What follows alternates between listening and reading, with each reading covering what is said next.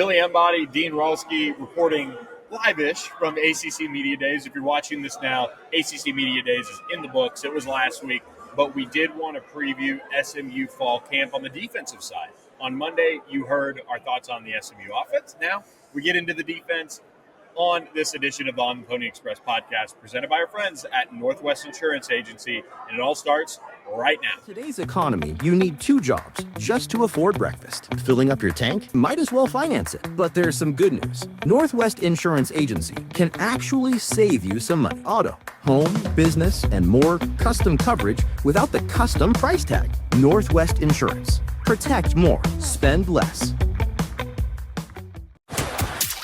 This is the On the Pony Express podcast, part of the On3 network. Check out all the SMU coverage you need at ontheponyexpress.com. Now, here's your host, Billy Embody. 1, 2, 3, let me go.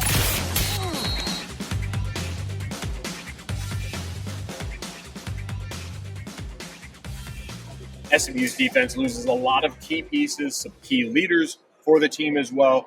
But we'll find out pretty quickly if they've reloaded or not. But things look to be in good shape for SMU to have one of the better defenses, at least in the ACC, and with Scott Simons at the helm, probably in the country. But before we get into breaking down the defensive head of fall camp, we do want to tell you we've got a couple of key interviews, Dean, and we've got ESPN analyst Tom Luganville, as well as ACC network host Taylor Tanbomb, set to join the show. Excited about those. Really, really insightful interviews with them that we're excited to share. And we'll get into that on the episode later on. But, Dean, we jump into this defense, and SMU has a group on the defensive line, and you can kind of break it into two pieces. They return a lot at the edges, defensive end, the bandit position, and then the interior of the defensive line, you could argue, is going to be completely different heading into 2025. What do we need to see in fall camp out of those two positions? Yeah, and when we previewed the offense, we talked about how the offensive line was able to create some holes and create some big runs. And so something to watch will be, how does this defense, and especially the defensive line, clog up the holes and try and limit those runs? Because the offensive line is going to be good this year, but you just want to see that defensive line take that next step from the spring after summer workouts and come out firing to start fall camp. And, you know, the position battle at defensive tackle is probably the most intriguing. And I say battle because they're always going to rotate. You know, they're going to keep guys fresh. It's just a matter of staying healthy. I think they've got 4 quality defensive tackles that can give them good reps, at least on paper. Right. Jeffrey Mbe comes over from Purdue. Terry Webb was also here with him in the spring, coming over from Texas State, and was one of the guys that most of the players brought up here. And those two are kind of the initial favorites to win starting jobs and be the guys. And then you bring in Louisville's Bruce Spencer, who's still a young player, still developing, but has some athletic traits that they like. And then they bring in Shaq, Cavante Spears from Memphis, who's a really good big man in the middle that can hold the point of attack. If those 4 hit, you're in good shape, which is kind of what happened last year for SMU when they brought in all those new faces and some key guys really developed in the right way. But watching those guys battle and whatever we get to see in fall camp, and the pecking order is probably one of the biggest things that we'll find out about as Calvin Thibodeau looks to reshape that. And you said on paper, those top 4 look good. And truth be told, on paper last year, that's all we had about them looking good. They didn't have the production. We didn't know what the defensive tackle position was going to look like. And so you've got to trust Coach Thibodeau to develop these guys rather quickly because, I mean, you know, when you talk to Jared Harrison Hunt from last year, he's like, I was here this year. Imagine what I would have been like if I was here for a couple of years. And so they got the most out of him in a year. And you can expect SMU, and again, Coach Thibodeau especially, to get the most out of the guys they have. And Jared Harrison Hunt came in the summer, you know, and yes, was a starter, key player for Miami. But, you know, Elijah Roberts, how was the jump going to be for him going into 2024 back in the ACC? And obviously, it panned out very well. But they have some of those questions around this group. There's not as much concern anymore since they brought in Bruce Spencer and Cavante Spears, but there are still questions because it's new players being asked to play a lot, and then the wild card, of course, is DeMarche Lewis. And from what I've heard, if they get him to game day, he's going to be a key piece. And it's just a matter of him staying healthy, which is another piece to the puzzle. Right, and he's a big piece. You know, we've mentioned it on another podcast. Jonathan Jefferson goes down. early in spring, and so you lose what would have been a key contributor on that defensive line. But we talked about the depth at defensive tackle. I think the depth on both of the edge positions are in really good shape for now, but also the future when, of course, you've got the two returners in Cam Robertson and Isaiah Smith, who, I mean, they're looking to have absolutely breakout seasons this year. And then behind them, you've got DJ Warner and Billy Walton, backing up Isaiah Smith. And we've talked about Billy Walton and how good he looked in the spring. And then on the edge side, you've got Ja'Kai Lang, who's got some production in the SEC. I mean, 3 sacks last season for Missouri. I think that was 3rd on the team, so he's got some proven production at a high level as well. Yeah, there's a lot of options that you got to feel good about at the edge position, and Sam Dunham is taking over that both spots, the defensive end and the bandit position, from what I understand. So a little tweak to the work in practice in particular, and how many guys Dunham's going to be watching, and that just speaks to the trust that they have in him, and taking on that role as a full-time assistant last year really paid dividends with the development of Jafari Harvey and Isaiah Smith and Cam at times playing there. Cam was really behind Elijah, which was still under Tibbs, but it's such a big step in the right direction for him as a coach as well, to get this opportunity to get more guys under his tutelage and things like that. And SMU does a good job of like tweaking little things like that. I mean, they could have lost Sam Dunham eventually, but they say, really like him, what he brings to the table is a good young coach. Let's move him up onto the field and more formally as a full-time coach, and it paid off. I mean, the edges were outstanding last year for SMU. So he's got a lot to work with. He's got a lot of versatile bodies. I think a little bit of DJ Warner just looks like a track athlete coming off the edge with his burst and production, or his burst and his upside. But when you look at Isaiah Smith being the veteran of that group, it's crazy how fast his career's flown by.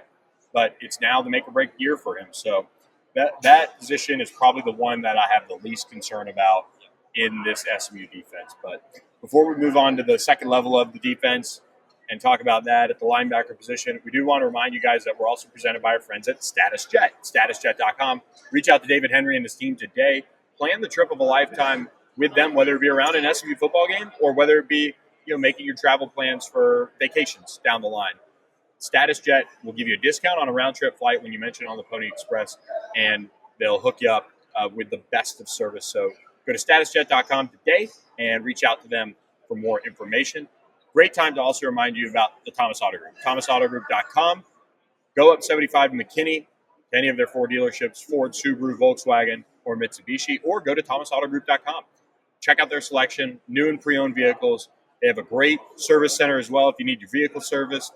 And mention On the Pony Express and get employee pricing on new and pre-owned vehicles, and they will hook you up on that price. And if you need to get the car serviced, reach out to me or Dean, and we'll hook you up with Brandon himself, and they'll get you right at the top of the list of their service department advisors and help you get the support that you need. So, Dean, the linebacker group, Maurice Crum has one this year that, from what he told us earlier this summer, man, they could be playing 4, 5, 6 different guys. And, this is a good bridge, of course, because Akil Washington is also in the mix at defensive end, more of a bandit. But they could play him off ball. They could kind of do some different things. So a lot of different pieces to this puzzle that we might see. And we won't know what it all looks like really until games for them, because I think there's a interesting personnel packages side of it that is just going to be, kind of a work in progress of sorts. Yeah, Akil Washington will be super interesting to see how they use him, because, again, it can be on the edge, it can be in a linebacker. Do they trust him in coverage? That'll be something to see to keep him out there, because their 2 presumed starting linebackers seem really, really good, and Alex Kilgore and Zakai Barker. I mean, I think people forgot how good of a spring Zakai Barker had. He was making really big hits on some of the run plays that maybe got away, but those 2 you have to feel strong about, and then this fall camp we'll really get to see that full depth chart at linebacker. Yeah, there's some confidence around Justin Medlock's ability to play as a cover linebacker. They really like his ability to run, which is something we've just kind of learned about over the past year. And then Kyle Firm is like a big 6'3", 230-pound plus linebacker who's coming in after missing the spring with some issues health-wise, and he's now fully cleared. So how does that factor in? Could you get some Brandon Booker snaps? And then, of course, Brandon Maizano is kind of the Stone Eby Tyler Levine mold of the, on the defensive side of the ball for SMU. So a lot of options there. Yeah, and Kyle Fern will probably be someone who gets more snaps as the season goes on, and it'll be fun to get our first look at him in fall camp and just this linebacker room. Seeing, okay, well, if Zakai Barker and Alex Kilgore are the top two, then who's the next best pairing? Because I think the linebacker room and the linebackers in this SMU defense, a key part of it is communication, telling the defensive line what they see. Same thing with the secondary. And so seeing which partnerships work best will be something to look out for. And before we go to the secondary, I do want to remind you guys as well about our friends, Manny's. Manny's Tex-Mex, 4 locations across DFW. Manny's Tex-Mex is outstanding. They make everything fresh from scratch in the morning. Their chips, their salsas, their guacs, like all of that is fresh. So make sure you go over to Manny's, and when you do, whether you do dine in or carry out, mention Queso and get 10% off your order of food. They can't do booze, but they will do 10% off the food at Manny's. It's a great time for brunch as well. They open pretty early on Saturdays and Sundays, from what I understand. So you get breakfast-ish there as well. A great time to be going to Manny's. And, of course, if you're at ontheponyexpress.com, we are going to have a special event at Manny's Friday, August 1st, which is a great time to do it. First couple of days of fall camp will be in the books, and we'll be having a lunch at the Coit and Campbell location. So jump on the site, confirm your spot on the message board, and we will see you August 1st around lunch at Manny's at Coit and Campbell. The SMU secondary is one that I think is in 2 different places. And of course, you have the safeties with the star power of Ahmad Moses and Isaiah Wacobia. But then you look at the corner room and you bring back Deuce Harmon, who came on a little bit later in the season. You have Jalen Davis-Robinson, who's played a bunch of snaps. And you are also seeing a big position battle at nickel. And you have Marcellus Barnes. I mean, there's so many different smallish storylines that are going on with the SMU secondary right now. Right, and most of the attention on the defense is going to that defensive line, and understandably so with all they lost. But the secondary, especially that cornerback position, will be super interesting to watch because the Mustangs are going to go up against some talented receivers early on in the season, and the secondary is going to have to step up early because, as we saw last year, even though SMU had a great defensive line, it took a couple weeks for them to really hit their stride, and you have to expect something similar in 2025. And, I mean, the big thing we know is that Ahmad Moses and Isaiah Wacobia, if they stay healthy, are going to be 2 of the best safeties in the country, and especially in the ACC. Nickel, where SMU loses C.J. Sanders off last year's team, and I don't think people talked about him enough, is such an interesting spot because in the spring we saw Kyron Chambers really step up in that spot. Jaden Milner-Jones was out. He's ready to go. Then you have Lamadrick Spencer, who they had from JUCO, who's an older guy.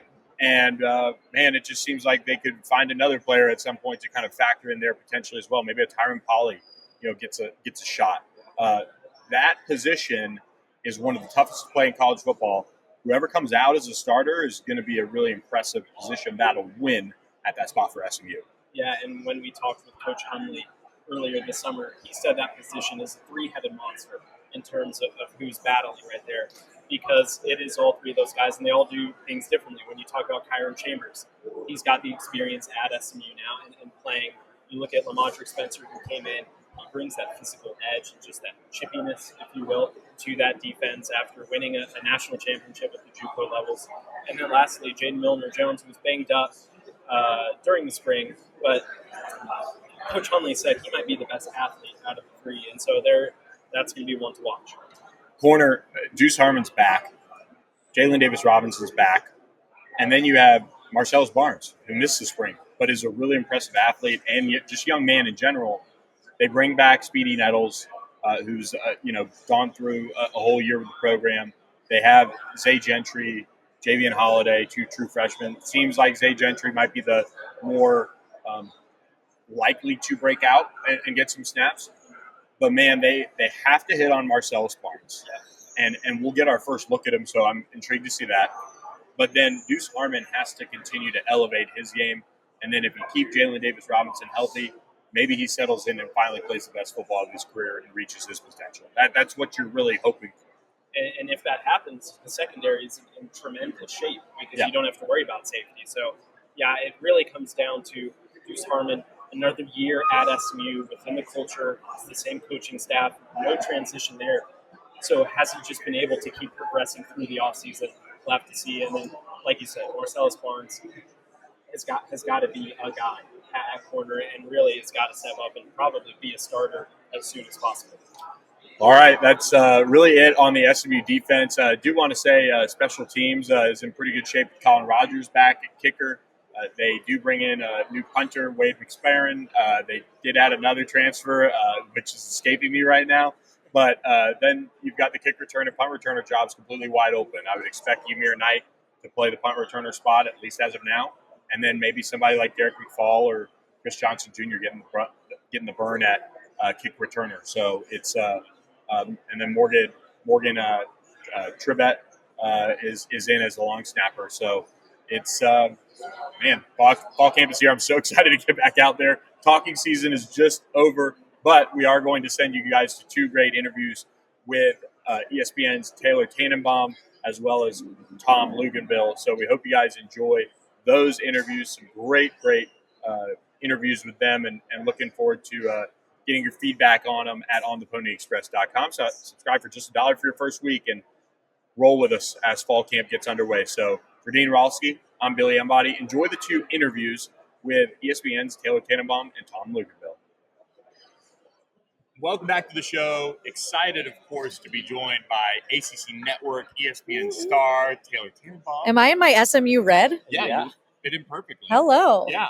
So perfect timing for us to have you on. You guys spent a ton of time this morning breaking down Rhett Lashley's college football playoff plan. It's funny, Eli Drinkowitz and him were on the staff together at Auburn, both coming out with interesting ideas around the college football playoff.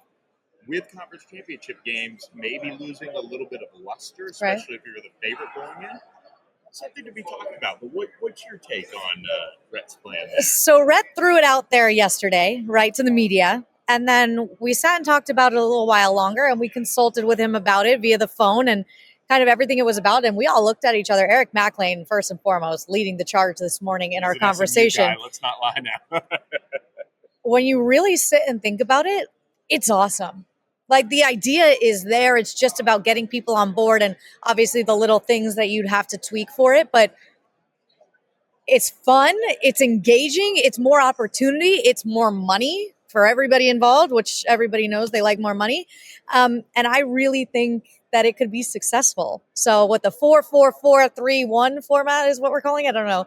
The Rhett and Eli format is what we're calling it. But when you have an SEC coach and an ACC coach both believing the same thing, that might be a good thing. And what I really like about it is you have the people on the field who are in the thick of the game figuring it out. They're the ones who are in the trenches week in and week out. And as great as committees are, they're doing the best that they possibly can.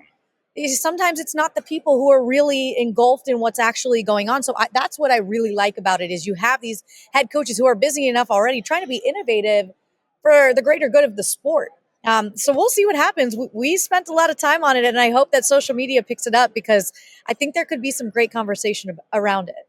I do want to ask you quickly before we'll go general ACC, SMU. Yeah.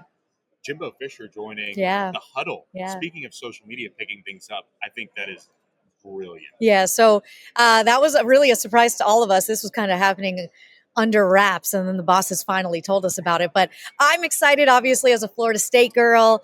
He helped win the team a national championship a little over a decade ago, which was awesome. You know, he knows ball. There's one thing about Jimbo Fisher. He knows football, and he's going to be a ton of fun to pick his brain and just learn, just have a new voice. And especially we're going to the marquee game now every single week. We're not tied to the 8 p.m. primetime game. We will go to whatever the best game for the ACC is that week. We're going to be there. So I guarantee you we'll be at SMU a time or two or following the team at least. But he's going to be really fun to work with. And we'll see how much, we have a 2-hour show, plenty of time to fill. Perfect person to put in that role is Jimbo Fisher. Yeah. And you hinted at it there. You talked about maybe the ACC and SEC finding some common ground about the college football playoff format. There will not be any common ground found in Clemson, South Carolina in week 1 No. when they take on the LSU Tigers. How excited are you for that matchup, but also the first 3 weeks that are announced? The only thing common is that they both use the term Death Valley. That's about the Right. only thing common. About time they settled it. I am so excited for this matchup because this is, first of all, the way that it should be. And this league really does a great job at scheduling week 1, week 2 matchups that you're going to be excited about and looking forward to. Now you got to win it.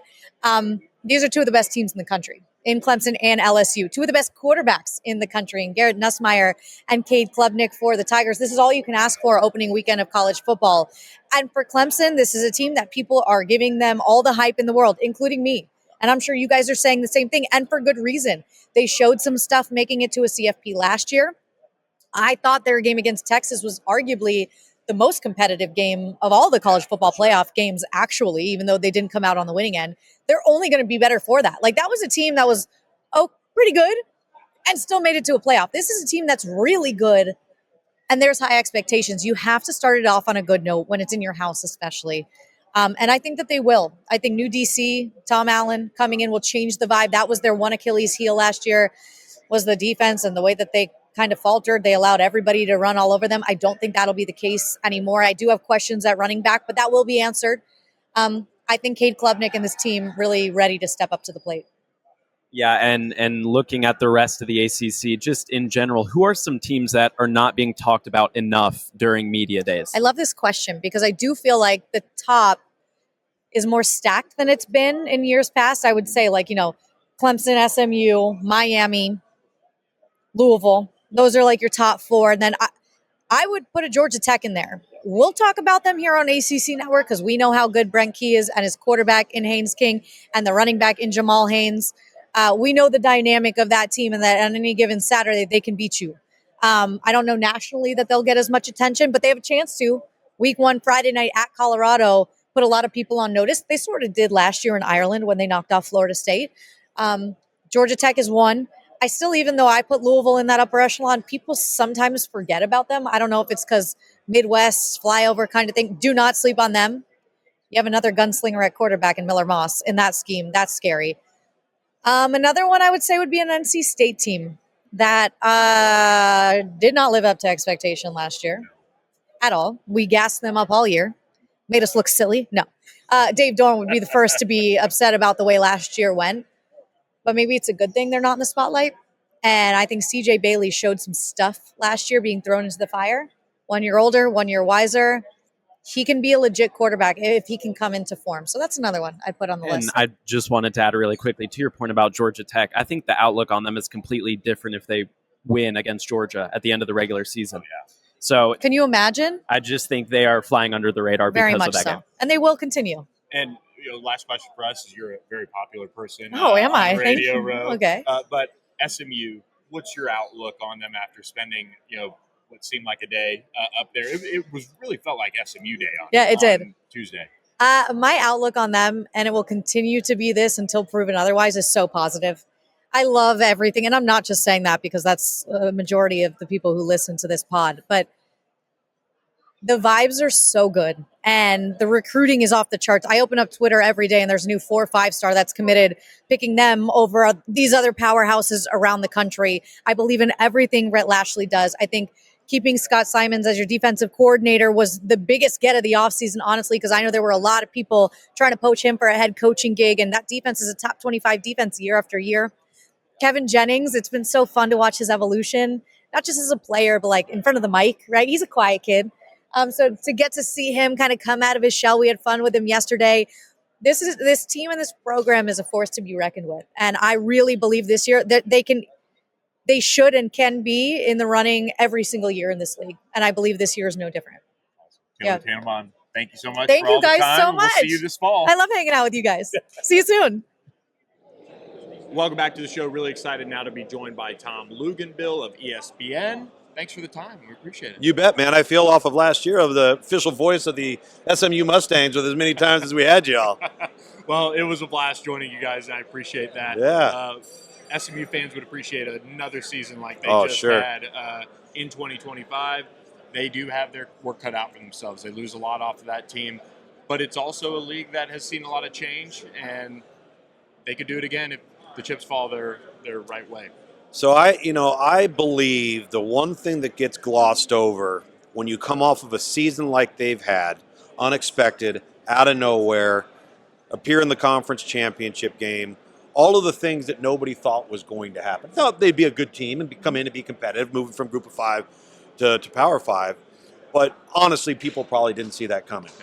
So now I think the biggest challenge for Rhett Lashley and the coaching staff is how do you guard against and try and shield your team from all of this, right? Everybody's patting you on the back, telling you how good you are. You've arrived. You just won a Power 5 league. And what happens with young people is they listen to it, right? And then you listen to it, and then maybe your habits wane a little bit. Maybe all of a sudden somebody's, shows up late for treatment, that misses a workout. There's just not that same hungry mindset, right? And I'm not saying that's going to happen. That's happened to a lot of teams because you're dealing with 85 young people, and in today's climate, you're doing with roster turnover, which it's hard enough to bring back the same chemistry and things of that nature from a previous team. Try doing it when there's 40 different players on the roster. So and money, right?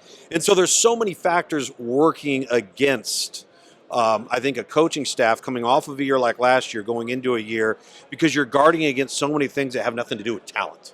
And I think that's always scary. And if you come up with a way, that's why I've always appreciated the likes of a Nick Saban or a Dabo Swinney. The more success they've had, the harder it gets. And it's not easy to get young people to go out and play at their highest level when everybody's telling them how good they are all the time. And Rhett Lashley just stopped by with us a little bit earlier, and he said, Clemson, clear class of the ACC, maybe the number one team in the nation. Yeah. You've got a good Louisville team. You've got Miami that's always entering with high expectations. What's your view of that top half of the league in your sense and how competitive it is? Well, I think you're going to have good quarterback play. If you have a quarterback, you have a chance. You guys know that very well with Kevin Jennings coming back. A team like Georgia Tech, I think they've got the best team they've had under Brent Key. Haynes King's a difference maker at quarterback. Mentioned Cade Klubnik. We'll see what Tommy Castellanos does at Florida State. We've had a pretty large sample size of him at Boston College. And then you got guys, in my opinion, like Chandler Morris at Virginia. I think he's an upgrade. Gio Lopez at North Carolina battling with Max Johnson. And then the guy that doesn't get talked about enough, in my opinion, is C.J. Bailey at NC State. Had a phenomenal freshman year under very difficult circumstances. And then Carson Beck, of course, comes over to Miami from Georgia with a large sample size of success, but he's such a different quarterback than Cam Ward was. So I think the other thing, too, that I always look at is scheduling. And the schedule for SMU this year is entirely different than the one they played last year. And it's interesting because I always look at three things with schedule. Who you play, that got more difficult. When do you play them, all right? And where do you play them? Are your most difficult road games in your most hostile environments, or are they not in the most hostile environments? Are you catching a team in week 3 that all of a sudden in week 11 is an entirely different team, but you caught them at the right time? So who you play, when you play, where you play does matter. And so now you go from being the hunter, if you're SMU, to the hunted, and the schedule got more difficult. How do you see their season panning out just from a loose expectations perspective from your side of things? They have Louisville, Miami at home. Yep. They also go to Clemson. And then kind of a sneaky, interesting game is they go on the road right back to Wake Forest, that side of the coast. New coaching staff. They could be totally different from week 3 to week whatever that is. So a lot of different moving parts for that schedule, but one that is, like you said, more competitive, it seems like. Listen, I think I like the roster that they're going into these matchups with. I think offensively they may have the best tight end room in the country. All right. Got to stay healthy, right? Yep. Wideouts are going to be fantastic. We know what the quarterback brings.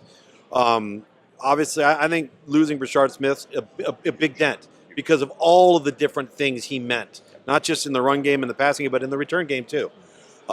Defensively, it's very difficult because it's something you teach, it's something you coach, but sometimes it's something that just happens or doesn't.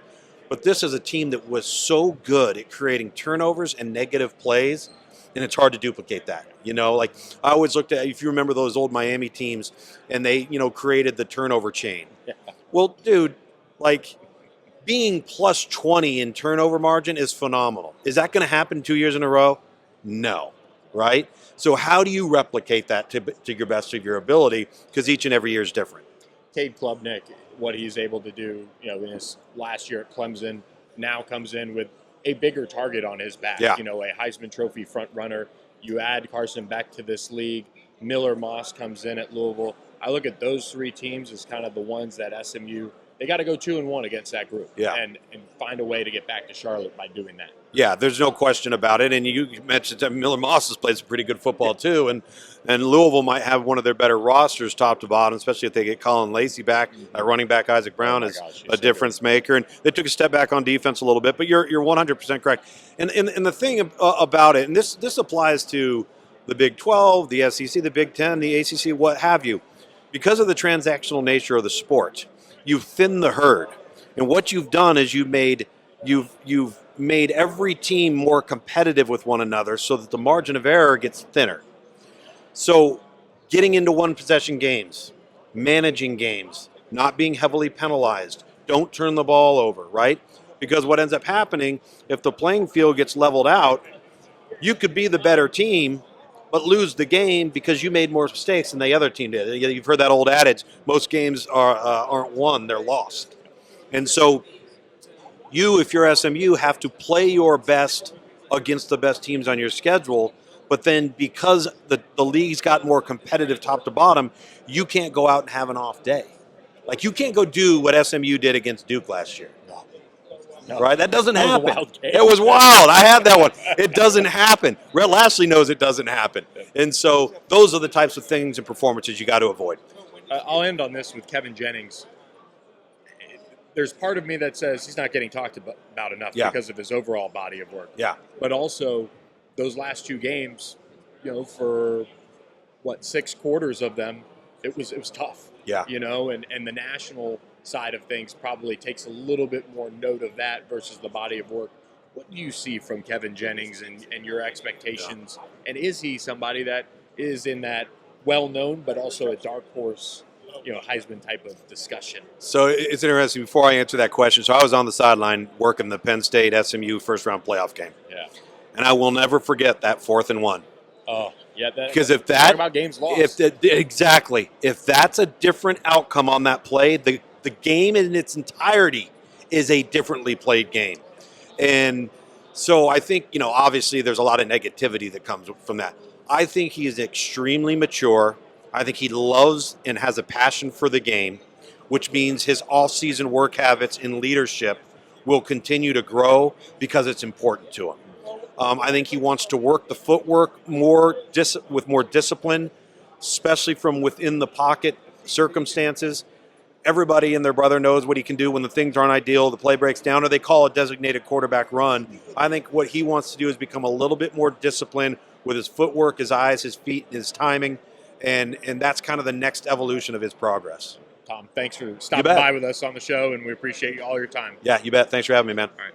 Tom Luganville, thanks for watching the show. We'll catch you guys next time. Thanks for listening to the On the Pony Express podcast with Billy Embody. Follow us on your socials on X at SMU_on3 and on Instagram at On3SMU. And keep it locked to OnThePonyExpress.com for more coverage.